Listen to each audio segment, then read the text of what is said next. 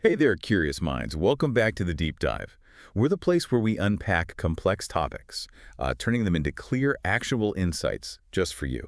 Today, we're taking a deep dive into something that, well, it touches almost everyone in the workforce. The fundamental federal laws and regulations governing employment and business operations.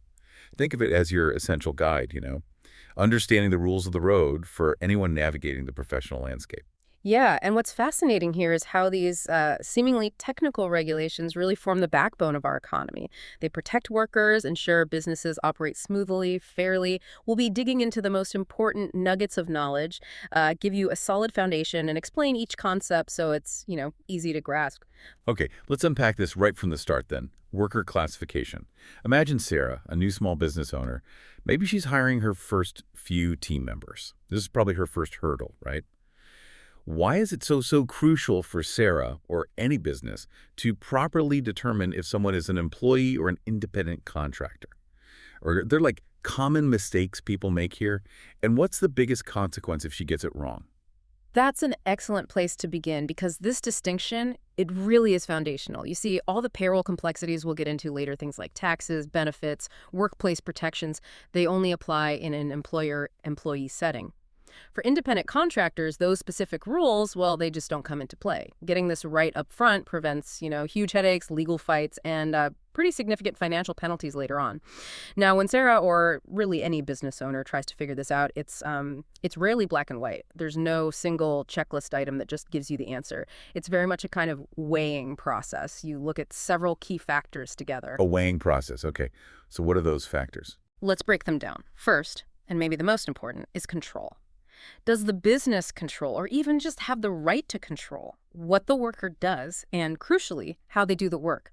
If the business is dictating the methods, the means, that points strongly towards an employee. Think about it. If Sarah tells someone exactly how to do their job step by step, they're likely her employee. Right, the how. Makes sense. Second, we look at ownership. Does the worker own their own business, their own tools, their equipment? Right. Are they truly operating as a separate entity? If yes, that leans more towards an independent contractor. They're essentially running their own show. Okay. Third, the payment method. It gives clues. Is the worker paid by the specific job or project, like a fixed price for a deliverable? That suggests an independent contractor. Or are they paid regularly? Hourly, salary, that typically means employee. Fourth, job duration. Is it a one-off project? Clear end date. That leans towards independent contractor. But if the relationship is ongoing, continuous, that suggests employee. And finally, benefits. Does the worker get things like health insurance, retirement plans, paid time off from the business? Providing those kinds of benefits is a very, very strong indicator of an employee relationship. So it's really not about the label Sarah slaps on someone, is it? It's the actual day-to-day reality of the working relationship. How deeply connected that person is to her business.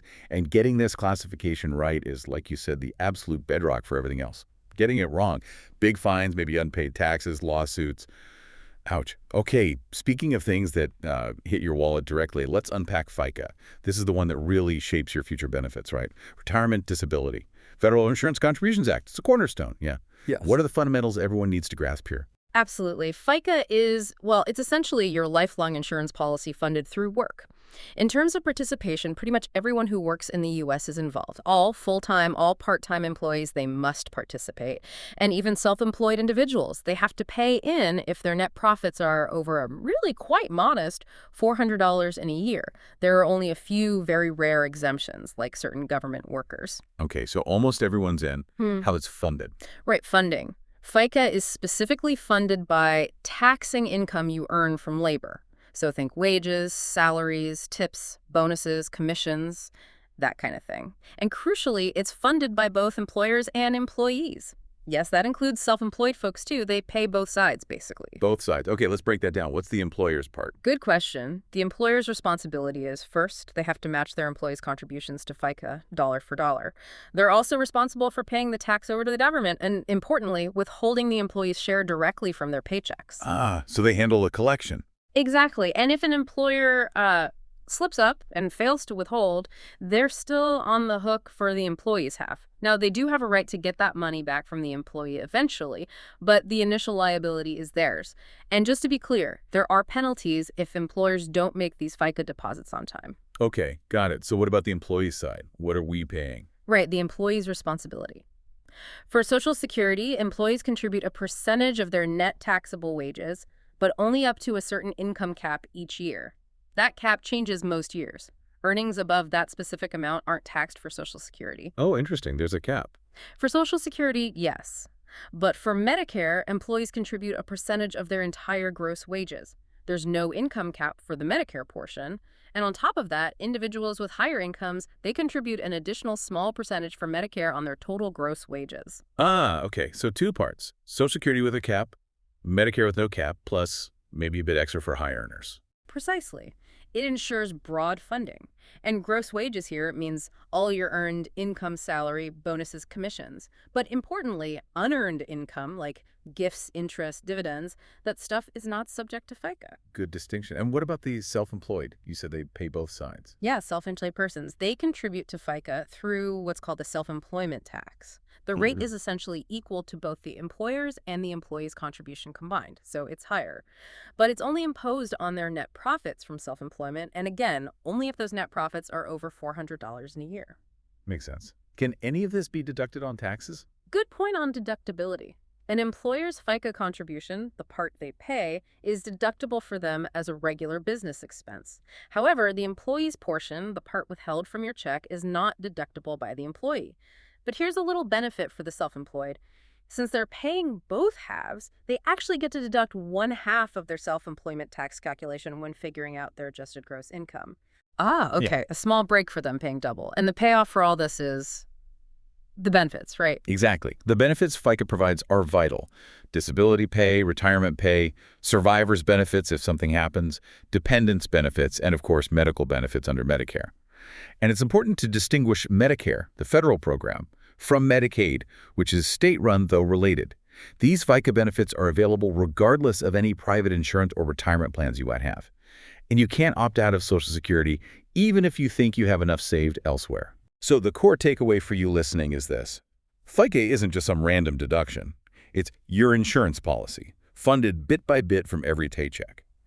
Understanding that dual system cap for Social Security, no cap for Medicare, helps you get a handle on your future benefits and, frankly, your financial planning. Okay, so if FICA is looking towards the future, retirement, disability, what about something more immediate, like unfortunately losing your job? That's where unemployment compensation or FUTA comes in. It's meant to be a safety net. Let's go back to Sarah's business.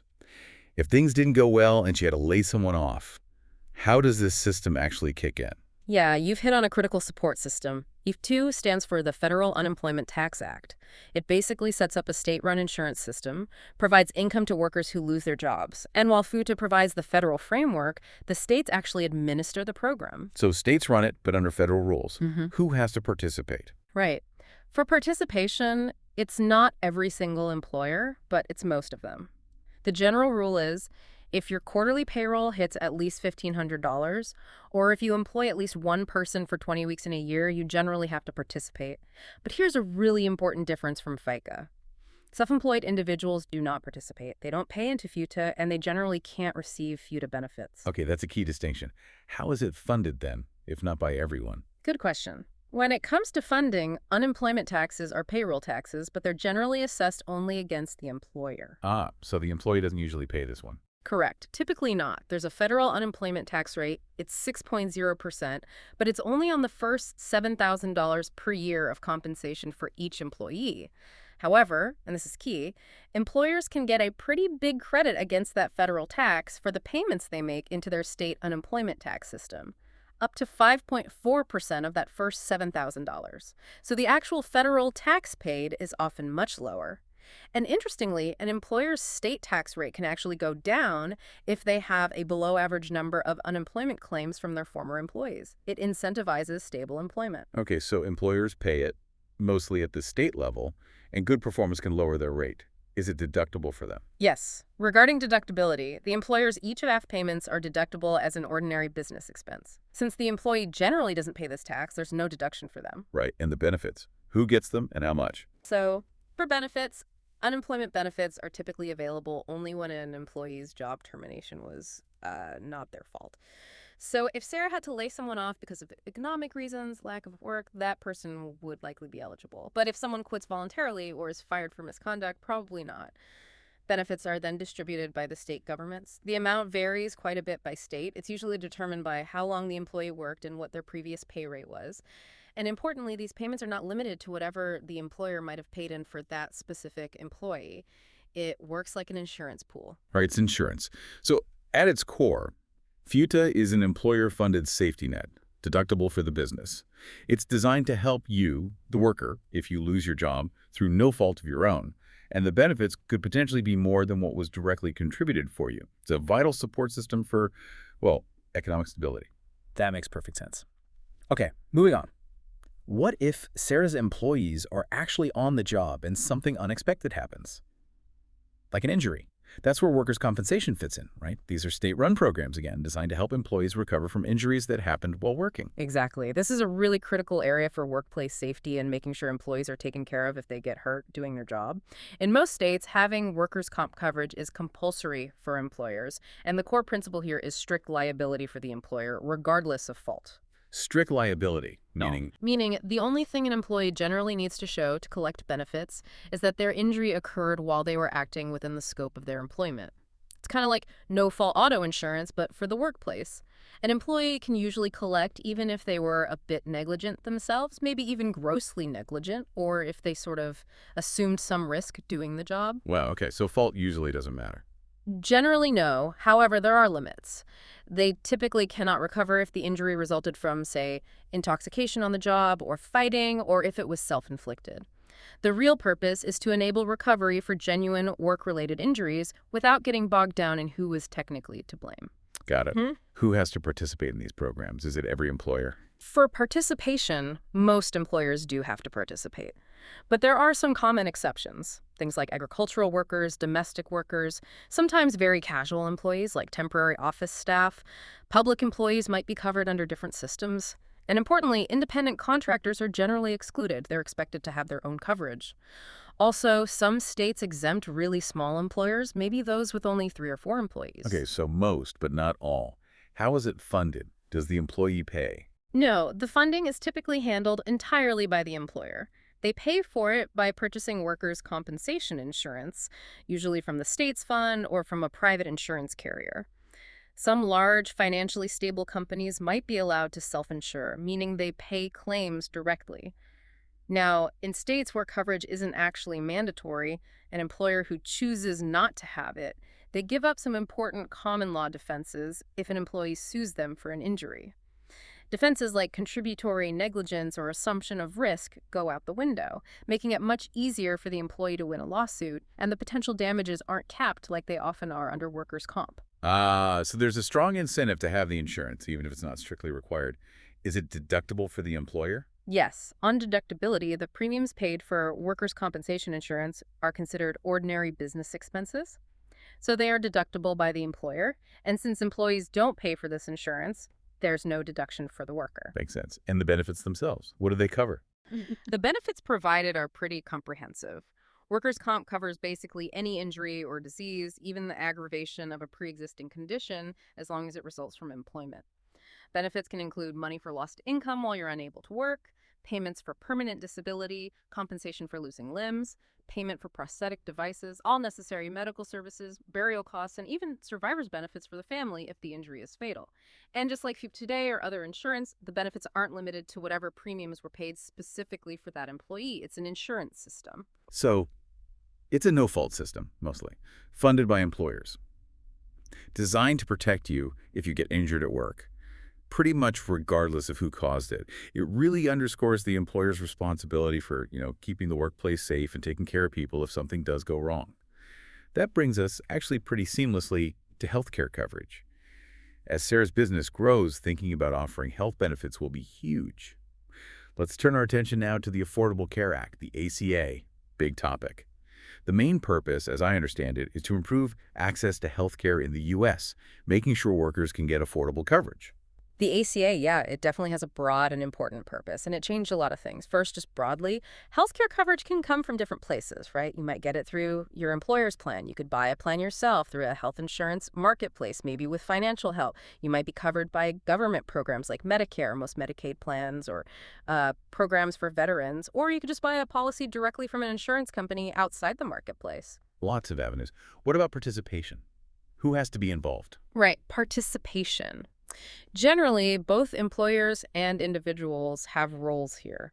Certain employers, we'll define which ones in a sec, they must offer coverage or they face a penalty. Now, originally, there was also an individual mandate requiring everyone to get coverage. That part's changed a bit. The penalty for individuals not buying coverage has actually been eliminated at the federal level. Oh, okay. So the individual penalty's gone. Huh? How's it funded then? Well, the funding for coverage itself usually involves both the employer and the employee, if it's employer-sponsored. The employer might subsidize a large chunk of the cost to make it affordable for the employee, and then the employee pays a certain amount, usually through payroll deductions, for their share of the premium. If you buy on the marketplace, you pay the premium, possibly offset by credits. Got it. You mentioned certain employers have responsibilities. Let's dig into that. Yes, the employer responsibility primarily falls on what are called applicable large employers, or ALEs. An ALE is generally defined as an employer with 50 or more full-time equivalent employees. 50 or more. Okay. What do they have to do? These ALEs, they are required to offer their full-time employees the opportunity to purchase affordable, minimum essential healthcare coverage. Full-time here generally means working at least 30 hours a week on average, or 130 hours a month. And the offer has to extend to the employee's dependents as well, which typically means their children under the age of 26. It doesn't matter what type of employer you are, for-profit, nonprofit, government, if you meet the size threshold, you can be an ALE. Okay. Offer coverage. What does affordable mean in this context? Good question. Affordable has a specific definition under the ACA. It means the employee's contribution for self-only coverage doesn't exceed a certain percentage of their household income for the year. That percentage is adjusted annually, but it's around 9.5%. If the employer's plan costs the employee more than that percentage of their income, it's not considered affordable.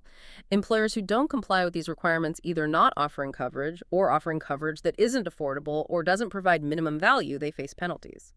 They also have reporting requirements, filing info returns with the IRS each year about the coverage offered. Okay, that's the employer side. What about the employee now, since the penalty is gone? Right, the employee responsibility. As we said, the federal penalty for not having minimum essential coverage was reduced to 0. So no financial penalty for not having insurance. Employees who do have qualifying coverage, they usually just indicate that on their annual tax return. Now, if you're unemployed, or if your company isn't an ALE and doesn't offer coverage, or if the coverage offered isn't affordable, you can look for insurance options on the health insurance marketplace. And that's where financial assistance often comes in. Right. And the benefits of the ACA overall, what did it really achieve? What's crucial about the benefits is that the ACA didn't create, a government-run health plan for everyone. Instead, it set national standards for how health insurance is structured and priced. And maybe most importantly for individuals, it made it illegal for insurance companies to deny coverage to people because they had pre-existing health conditions. They also can't charge people more just because they have a pre-existing condition. That was a huge change. A real game changer for a lot of people. You mentioned penalties for employers who don't comply. Can you elaborate on those? Yes. The penalties for failure to comply, they're officially called Employer Shared Responsibility Payments, or ESRPs, and they can be substantial. One important note. Employers should not try to calculate or pay these penalties themselves. They should wait to be contacted by the IRS if there's an issue. There are basically two main types of penalties. Okay. Penalty type 1 can apply if an ALE does not offer minimum essential coverage to at least 95% of its full-time employees and their dependents, and at least one of those full-time employees goes to the marketplace and receives a premium tax credit to help them buy insurance. The penalty amount is calculated per full-time employee, though there's an exclusion for the first 30 employees. So penalty if you don't offer coverage widely and someone gets help elsewhere. What's type 2? Penalty type 2 can apply even if the ALE does offer coverage to that 95% threshold. They might still owe a penalty if the coverage they offered wasn't considered affordable under that percentage of income rule, or if it didn't provide minimum value, meaning it covers a certain standard share of healthcare costs, or if a specific employee wasn't offered coverage for some reason. And that employee then goes to the marketplace and receives a premium tax credit. This penalty is calculated differently, based only on the employees who received the credit, but it can't exceed what the Type 1 penalty would have been. Okay, complex, but the goal seems to be pushing large employers to offer good, affordable coverage. Are these penalties deductible? That's a key point on deductibility. While employers can deduct the normal costs of the insurance premiums they pay for employee benefits as a business expense, none of the ACA penalties, those employer shared responsibility payments, are tax deductible for the employer. Ouch. Okay, so the ACA is really about ensuring access, setting standards, big responsibilities, and potentially big penalties for large employers, but also creating pathways, like the marketplace, for individuals to get coverage, often with help. It's a vital framework, even if it's complicated. And that leads right into something you mentioned, help paying for insurance, the premium tax credit. This sounds like a huge piece of the puzzle for individuals and families trying to afford healthcare bought on the marketplace. How does it actually work? Who gets it? Yes, the premium tax credit is a really crucial tool designed specifically to make that marketplace coverage more affordable. It's a refundable tax credit. That means even if you don't owe any taxes, you could get it back as a refund. It helps eligible lower or moderate income taxpayers cover the premiums for health insurance they purchase through the health insurance marketplace. Generally, eligibility is based on household income falling between 100% and 400% of the federal poverty level for your family size.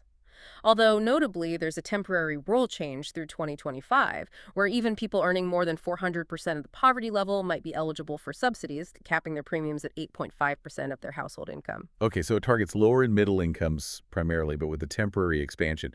What exactly is this marketplace? Right, the health insurance marketplace. Think of it as a government resource, usually a website, but with phone support too. It's a place where individuals, families, and even small businesses can go to compare different health insurance plans side by side. They can get answers to questions, find out if they're eligible for these premium tax credits, or maybe for other programs like Medicaid or CHIP, Children's Health Insurance Program. And then they can actually enroll in a plan right there. It's meant to be a kind of one-stop shop for finding and enrolling in coverage. Got it.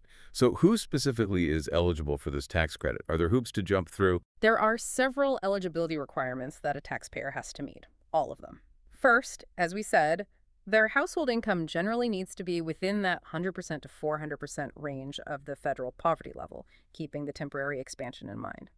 Second, they cannot use the married filing separately tax status. There are some very narrow exceptions, but generally, you can't file separately. Third, they cannot be claimed as a dependent by another person on their tax return. Fourth, they must be enrolled in a health insurance plan through the marketplace for at least 1 month during the year. And critically, they generally must either not be able to get affordable minimum value coverage through an employer or not be eligible for government coverage like Medicare, Medicaid, CHIP, etc. Your eligibility for getting the credit paid in advance directly to your insurer each month, that's determined when you actually apply for coverage through the marketplace website. Okay, quite a few conditions, but they seem designed to target folks who don't have other good options. What's the actual benefit? How much help do people get? The benefit amount, the size of the credit, it varies. It depends on several things. Your income is a big factor generally. The lower your income, the larger the credit. The cost of a specific benchmark health plan in your area also matters. Your address plays a role because plan costs vary geographically. And your family size affects both the poverty level calculation and the credit amount. Now, how you receive it, you have two options. You can choose to have it paid in advance directly to your insurance company each month. This lowers your monthly premium payment immediately. Or you can choose to wait and claim the full credit when you file your federal income tax return for the year. If you take it in advance, you'll need to reconcile it on your tax return later. So, flexibility there too. This credit really does sound like a vital tool then, designed to make insurance genuinely accessible, affordable, bridging that gap for a lot of people so they can actually get the coverage they need without it breaking the bank. Okay, we've covered a ton of ground here in the U.S. Let's shift gears completely now, go international. Yeah. Imagine Sarah's business just takes off. She's looking at expanding globally. What about the Foreign Corrupt Practices Act, the FCPA? I know it's from 1977, and it generally prohibits bribing foreign officials to get or keep business. What are the key things to know? The FCTA, yes, it's a hugely important piece of legislation for any company doing business internationally, enacted specifically to combat bribery abroad. It's got real teeth. Okay, so what counts as a violation? What are the elements? Let's look at the elements of a violation. First, the act applies if the bribe or the offer of a bribe was made using any means or instrumentality of interstate commerce. That sounds technical, but it's incredibly broad. It means using anything that crosses state or national borders, an email, a phone call, mail, wire transfer, even traveling internationally.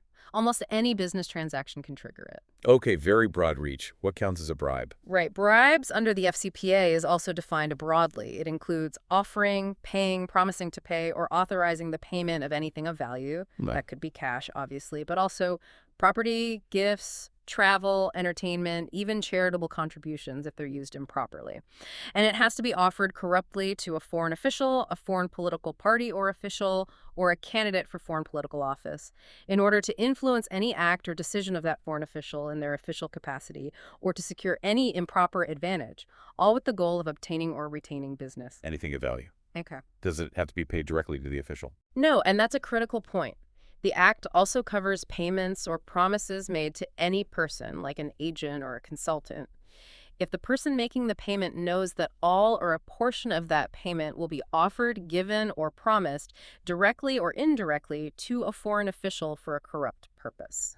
So you absolutely cannot use intermediaries or third parties to try and shield yourself from liability. Willful blindness is not a defense. Right. No hiding behind agents. Mm. What happens if a company or individual violates the FCPA? What are the penalties? The penalties for FCPA violations can be extremely severe for both companies and individuals. Companies can face massive civil fines, sometimes based on disgorgement of profits gained from the bribery, plus additional monetary penalties. Criminal penalties can run into the millions or even billions.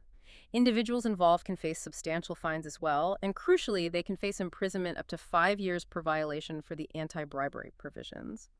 Additionally, companies might be forced to have an independent compliance monitor appointed to oversee their operations for several years. It's taken very, very seriously. Wow. Okay, so the FCPA is clearly a powerful tool aimed at ensuring fair play, integrity on the global stage. Strict rules, serious consequences for anyone trying to get business through illicit payments. It sends a very clear message about how U.S. companies are expected to behave abroad. Phew.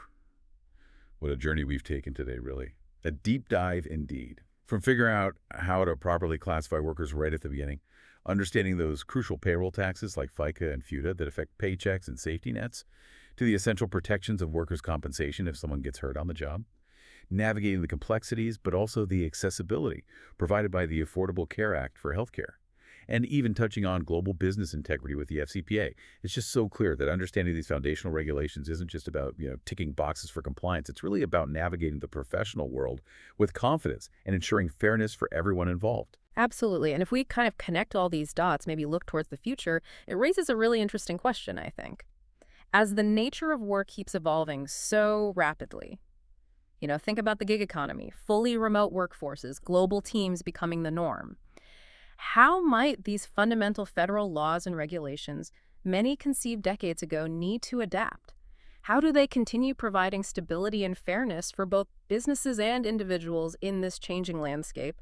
What does control really mean when your team is spread across the globe? How do benefits work for someone with multiple gigs instead of one job? That's a fantastic point. Exactly. It makes you think, doesn't it? Yeah. Consider how knowing these rules, even as they are now, can not only protect you but also empower you, help you navigate the working world with, just greater confidence.